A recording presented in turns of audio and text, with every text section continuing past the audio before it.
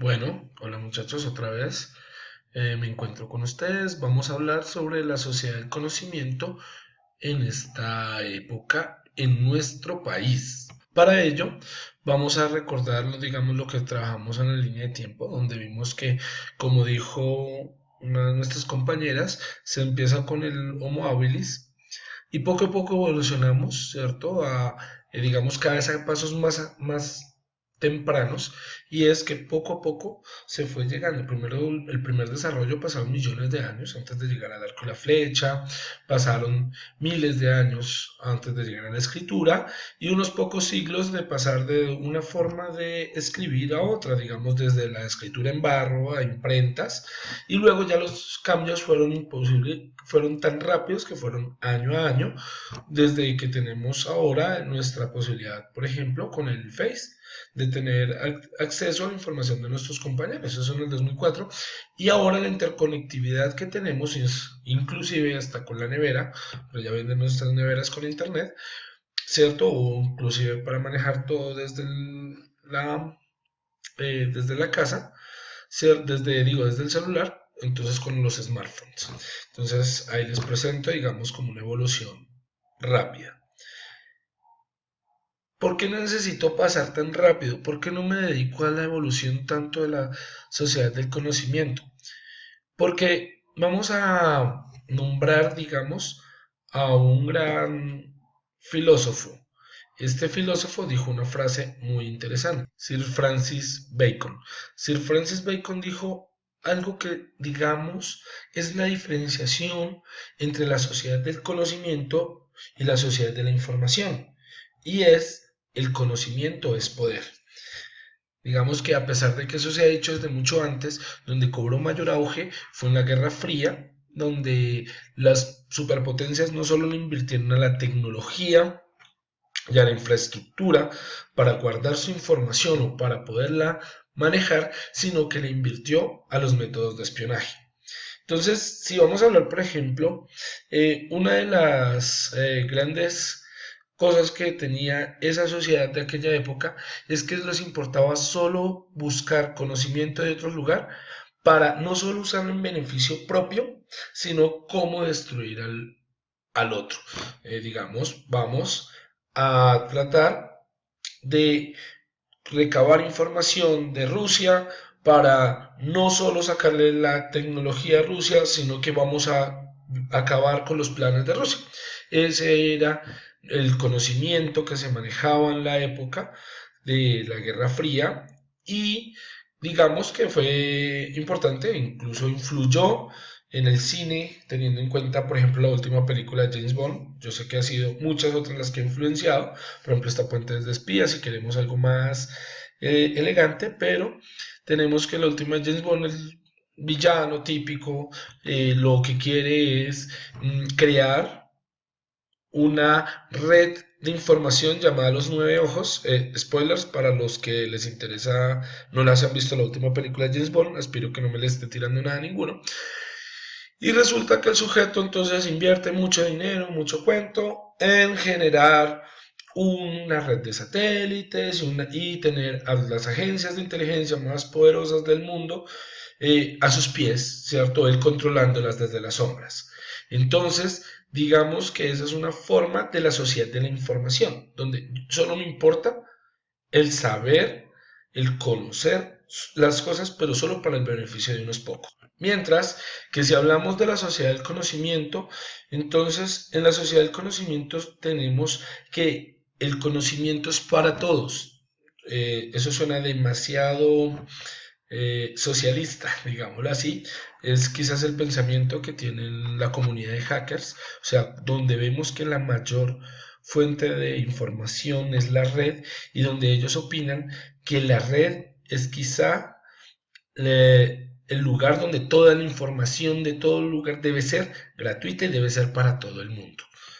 En el PDF que nos entregó la profesora de José Luis Mateo, hay una frase muy interesante y es: el valor social y económico de la información y del conocimiento aumenta a medida que se comparte y se usa por otros. Entonces, si nosotros tenemos en cuenta esto, en la sociedad del conocimiento, todos nosotros valemos por lo que sabemos, el know-how, el know-who, el know-will, o sea, cómo vamos a hacer. El conocimiento es el que nos da no solo el poder, sino la capacidad de mejorar nuestras vidas. Bueno, hay diferentes tipos de saber, ¿cierto? Entonces, digamos, está el saber del sentido común, digamos, lo que en algunos de nuestros estudiantes dicen por simple lógica, profesor, y nosotros tenemos que empezar a entrar con el saber científico y el saber filosófico, ¿sí? A poder contrarrestar cosas que el sentido común o el sentido o el saber vulgar, digamos, no es tan preciso a la hora de percibir. Nosotros sabemos que es muy diferente tener un conocimiento solo netamente empírico, donde nosotros, digamos, conocemos por lo que vivimos o por lo que experimentamos, mientras que un saber científico y nosotros necesitamos indagar, ¿cierto? Necesitamos no solo conocer los hechos, sino también conocer el por qué, ¿sí? Y sin el por qué no tenemos el para qué. Entonces, digámoslo que en Colombia nos dejaron en una época donde el conocimiento es quizá infravalorado.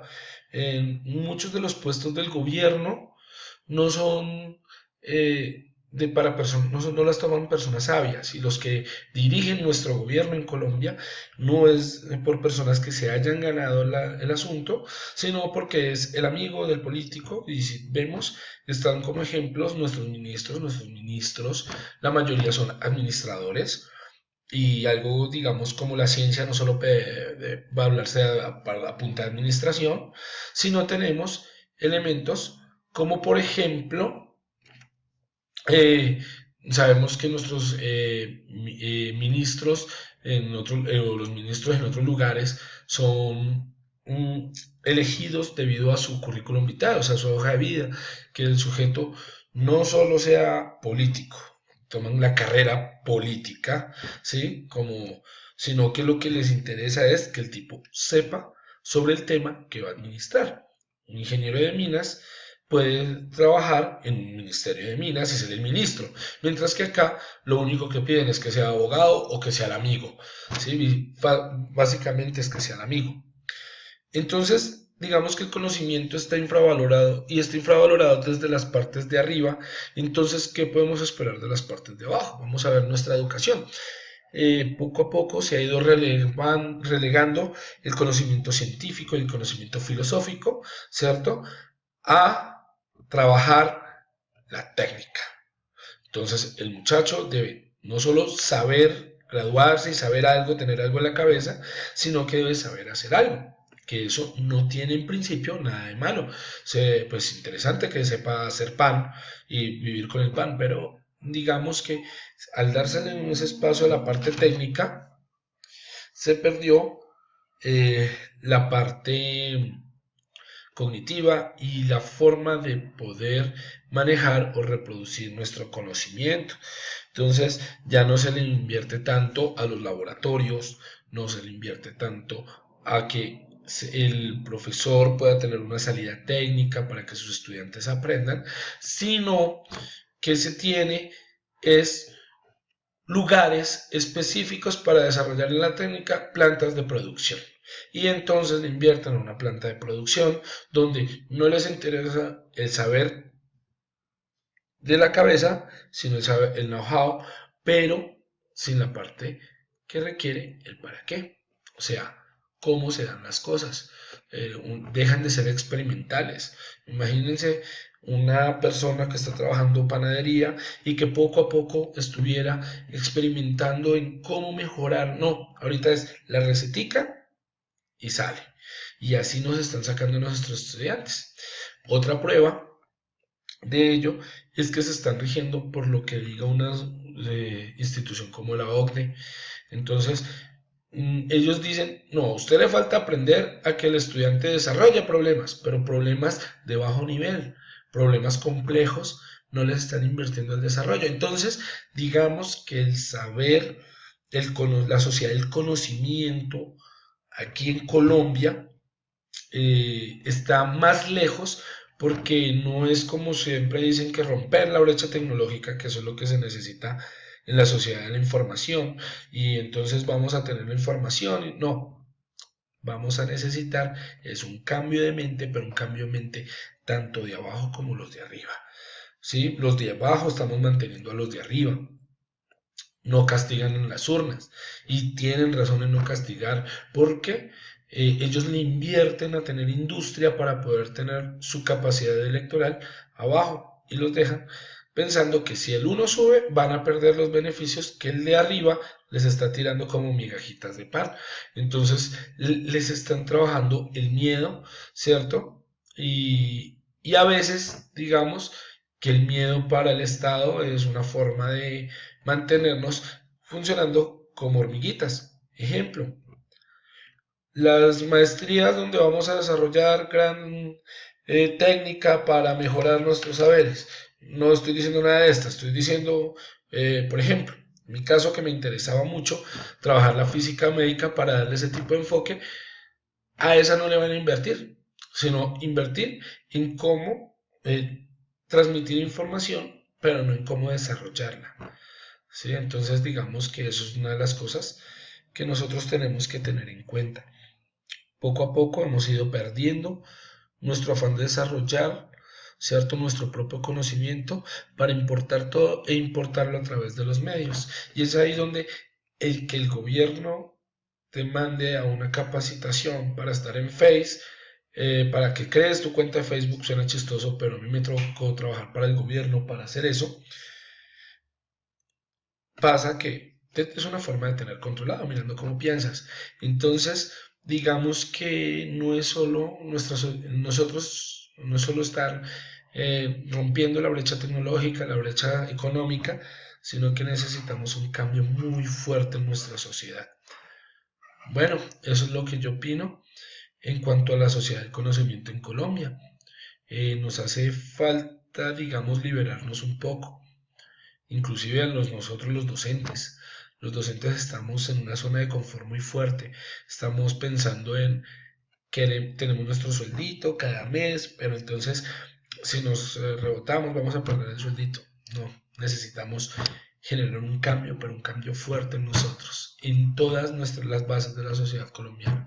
Dejar de ser un país que vive de impuestos a un país que viva del desarrollo tecnológico, del desarrollo educativo, del desarrollo de donde nosotros podamos exportar conocimiento al mundo.